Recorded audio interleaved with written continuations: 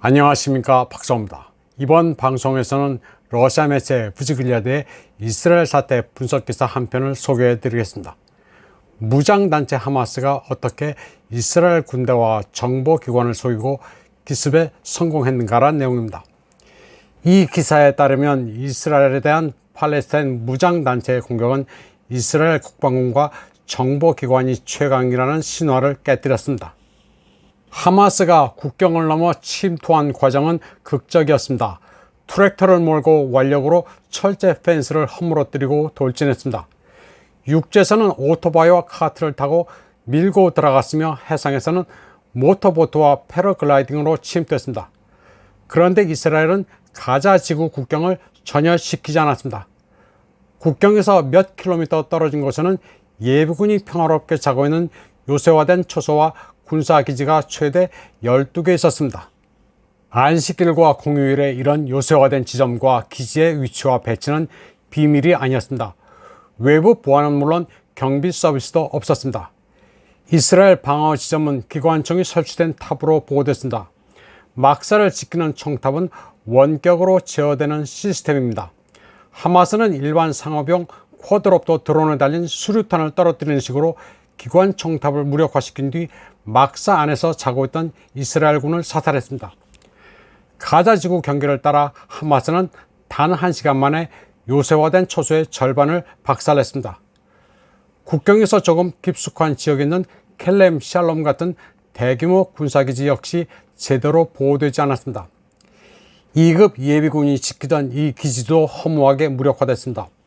외부 경비병들은 RPG 공격을 받았고 병사들은 막사에서 사살됐습니다. 그리고 메르카바 전차와 나메르 장갑차가 하마스의 전리품이 됐습니다. 또 하마스 대응을 위해 기동하던 메르카바 전차들은 드론에서 투척된 폭탄에 의해 불에 탔습니다. 메르카바 전차는 원시적인 드론도 방어할 수 없었고 예전에 없었던 일이기 때문에 드론으로부터 전차를 방어하려는 생각조차 하지 않았습니다. 쾌속정을 탄 다른 무장그룹은 해안의 대도시 중심부로 들어갔습니다. 이들은 아스글론에 있는 경찰 건물을 불태우고 시내 중심부 피자 가게에 주둔하면서 주변의 모든 사람들에게 총격을 가했습니다. 키부츠와 유대인 정착촌도 무방비 상태였습니다. 옛날에는 요새화된 정착지였지만 속수무책으로 당했습니다. 예전 같으면 자체 병력도 있었고 랍비의 집은 무기고였습니다. 하마스는 키부츠도 습격한 뒤 많은 이들을 납치해 가자 지구로 끌고 갔습니다. 동시에 가자 지구에서는 5,000발의 로켓이 발사돼 한꺼번에 이스라엘에 떨어졌습니다. 예전 같으면 닷새에서 일주일 동안 발사실 물량을 몇 시간 동안 쏟아부었습니다. 그러니 아이언 돔으로는 막을 수 없었습니다.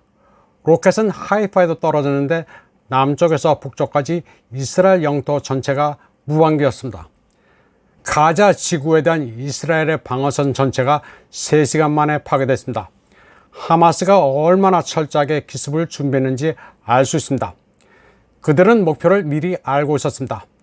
통신 주파수까지 파악하고 있었는데 이 같은 작전 계획은 수립하는데 아마도 최소한 6개월 정도는 걸렸을 것으로 추정됩니다. 모사드와 방첩기관인 신벳이 그동안 뭘 하고 있었는지도 미스테리합니다. 이스라엘 쪽으로 쏘아댄 로켓 규모를 보면 무기 축적 과정과 그 활동이 사전에 포착될 만도 한데 손을 놓고 있었던 것인지 석연치 않습니다. 그러면 여기서 잠깐 트럼프 얘기를 해보겠습니다. 트럼프는 이스라엘 전쟁이 일어나는 이유 가운데 하나로 60억 달러의 이란 동결 자금을 해지한 것을 들었습니다. 그런데 동결 자금 해제는 최근의 일입니다. 하마스가 공격 준비를 최소 6개월 정도 해왔다면 이란 동결 자금 해제와는 직접적인 인과관계가 없을 것으로 보는 게 맞습니다. 트럼프도 보면 아무 말이나 막 던지는 경향이 있습니다. 그러면 본론으로 다시 돌아가 보겠습니다. 하마스의 공격 준비는 최소 수백 명이 관여한 것으로 추정됩니다. 무기를 구입한 사람부터 운송장을 받은 지휘관까지 거래 규모가 클수록 많은 사람들에게 정보가 노출되기 마련입니다. 그런데도 모사드와 신벳이 몰랐다는 게 미심쩍습니다. 사막에서 유대 추기를 맞아 음악회를 벌이던 사람들도 하마스에 당했습니다. 예전 같으면 공휴일이라 하더라도 철저한 방어 조치가 취해졌는데 이번에는 무방비였습니다. 사막의 축제 현장에서는 무려 269의 시신이 수습됐습니다. 이번에 이스라엘은 인력과 장비의 비극적인 손실보다 더 중요한 손실을 입었습니다. 이스라엘군이 효율적이라는 신화가 부서졌습니다. 무슨 내막이 있는지는 모르겠지만 표면에 드러난 것을 봤을 때 이스라엘군은 지난 세대의 승리와 영광에 안겼습니다. 너무나도 충격적이어서 혼돈은 몇 시간 동안 텔아비브를 지배했습니다. 정보와 방첩은 효과가 없었기 때문입니다. 네타냐후는 철저한 보복을 다짐했습니다. 이스라엘의 대응은 머지않아 상당히 잔인할 것으로 예측됩니다. 그는 가자 지구를 쓸어버리겠다고 공언했습니다.